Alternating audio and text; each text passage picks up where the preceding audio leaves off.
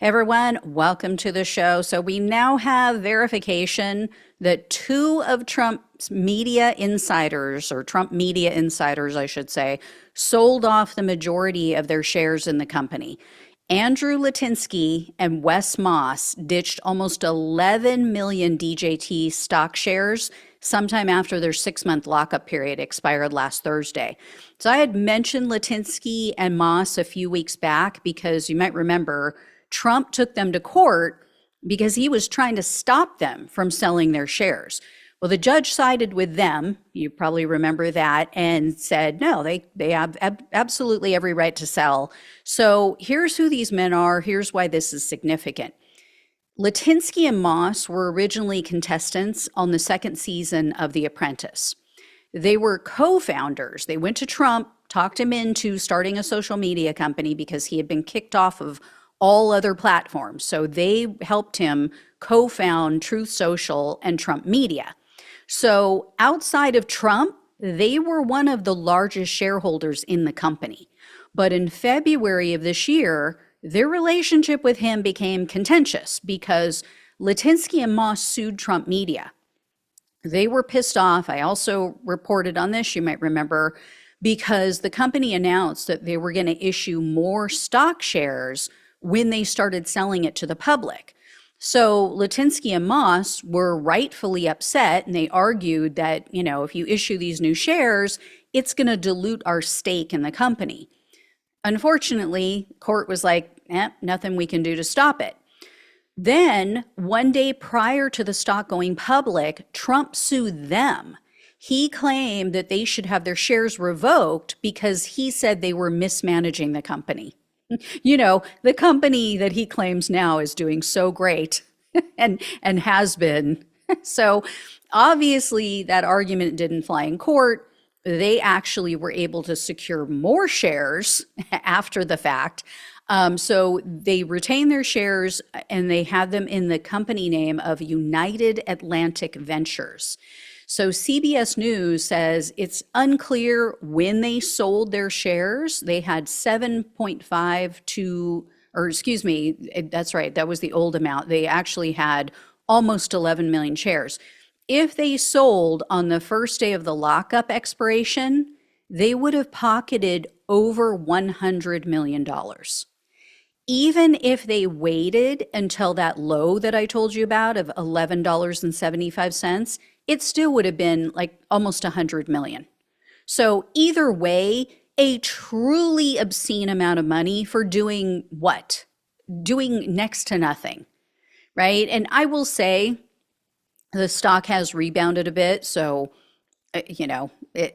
don't get me wrong. It's still pathetic. I mean, if you compare it to the 1-year high of almost $80, but it's been slowly edging up over the past few days. It stopped closing lower than the day before. It was bouncing around today. There was quite a fluctuation, like the high $13 to mid $15 range, and then it closed out around $14.70.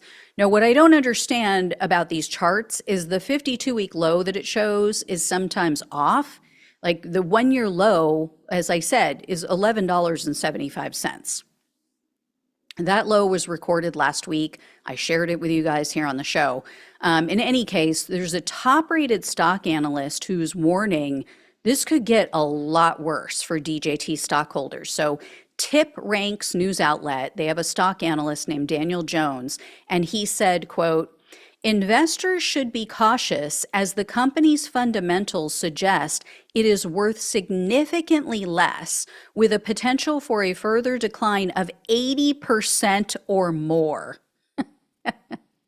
I also have some polling news to share. It's mostly good news for Harris, but before I jump into that, remember when JD Vance was a never Trump guy? You see all these videos drop to the beat, I'm a never Trump guy. I'm a never Trump guy. Anyway, those were his words, right? Then he decided, I value power more than ethics, so I'm going to pretend to be a MAGA convert, right? And every time someone asks him, why have you changed your position? Why all of a sudden are you cool with this racist, convicted felon, adjudicated sexual assaulter as a running mate? Donald Jerkoff Trump. So Vance has said over and over again, oh, it's his amazing policies. It's all he achieved in office. He just won me over. He did such a great job. Yeah, well, as with everything else that comes out of Shady's mouth, that was a lie. The Washington Post has obtained private messages that he sent just prior to the 2020 election. He was communicating with someone on Twitter. So this is, at the end of Trump's presidency, right? He's had 4 years now, or 3.5 at this point, to see who this guy is, what he's achieved.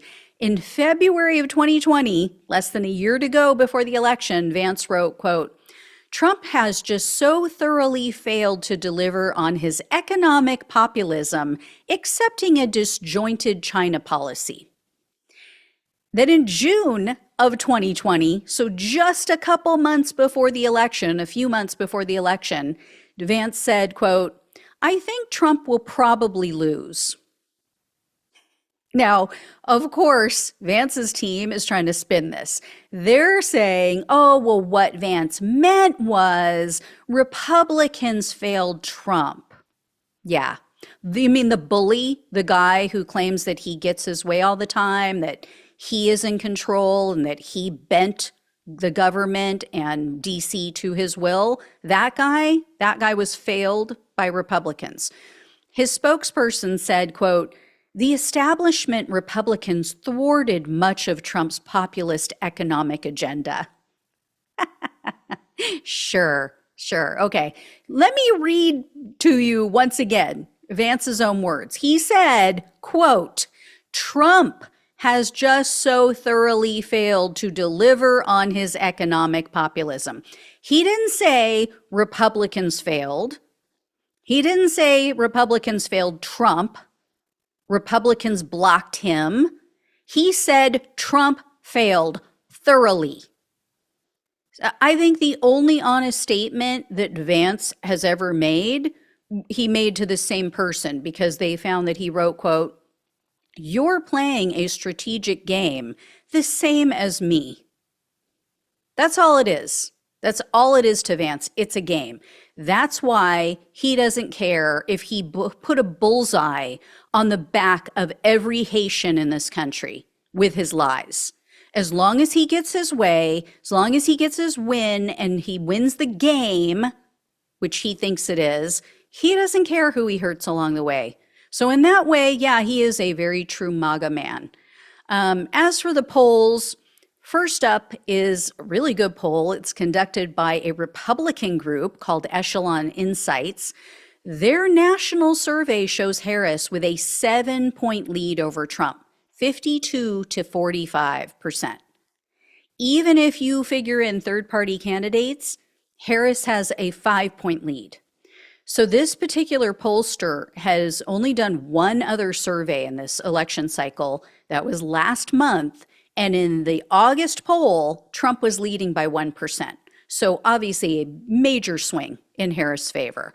In another poll of strictly Hispanic voters in Arizona and Georgia, Harris leads Trump by 34% in Arizona and 7% in Georgia. So this poll was conducted by Televisa Univision, and they also found that there's a big surge in the number of Hispanic voters who say that they're definitely going to go out and vote for Harris. So last month, only 43% of these same respondents, not the same exact people, but, Hispanic voters, said, yes, I'm definitely going to vote for Harris. So 43% last month. This month, that number is 52%. Contrast that with Trump's numbers. He decreased month over month. So he went from 25% down to 18%, saying, yeah, I'm definitely voting for him. Still, Harris is underperforming with Hispanic voters if you compare her numbers to Joe Biden in 2020.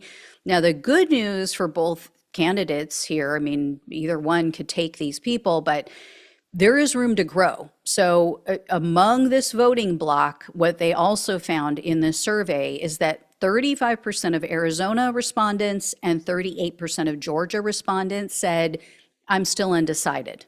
I'm leaning in one way or the other, but I don't know for sure.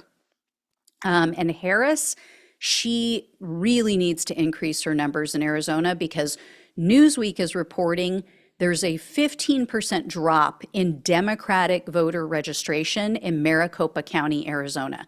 That is the most populated county in Arizona, and it's what helped Joe Biden to get over the finish line in 2020.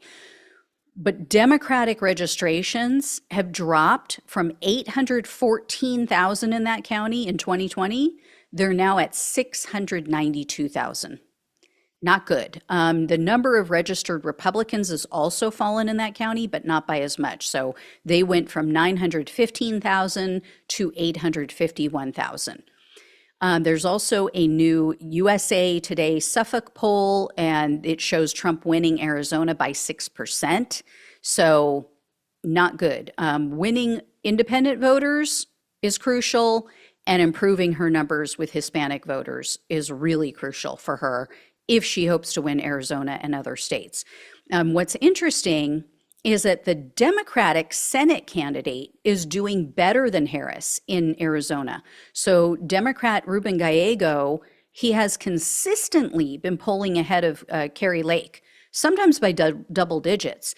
And he's raised 3 times the amount of money that she has. So I think we're going to end up seeing a lot of split tickets. We're going to see a lot of voters splitting their votes between the two parties in November. That it seems to be becoming more and more popular, or common, I should say, not popular. But as for the swing state of Georgia, a Fox News poll shows Harris beating Trump by 2 points with registered and likely voters. In regard to specific issues, the respondent said that Harris would help middle class and or the middle class, I should say, and to protect democracy more than Trump. They also said she's more likely to fight for people like them, and she holds an 18% lead when it comes to abortion. As usual, Trump has the advantage on immigration and border security, but what's really exciting is she's closing the gap on the issue of the economy. So that had really been his strong suit. But when Fox conducted the same poll last month, Trump had an 8-point lead on the economy. That is now slashed in half. That's now down to 4%. And we're seeing that trend across various states and national polling. And then the Fox poll found that Harris leads with independent voters by 13%. And her biggest advantage is with Black voters, urban voters, voters under 30, and then women. So pretty across the board as well is what we're seeing. So she's got to make inroads in other areas. She also has to get her numbers up, like I said, with not just Hispanic voters, but with Black voters, because yes, she is polling much better than Trump with Black voters. But again, just as with Hispanic voters, she's not doing as well as Biden was. And we all know how close the race was in 2020. So anyway, I will let you all know when I hear more. Thank you so much for watching and listening. Please like this video, share it, become a subscriber if you have not. You can donate. Truly appreciate it. Love you all. Take care. Talk with you soon.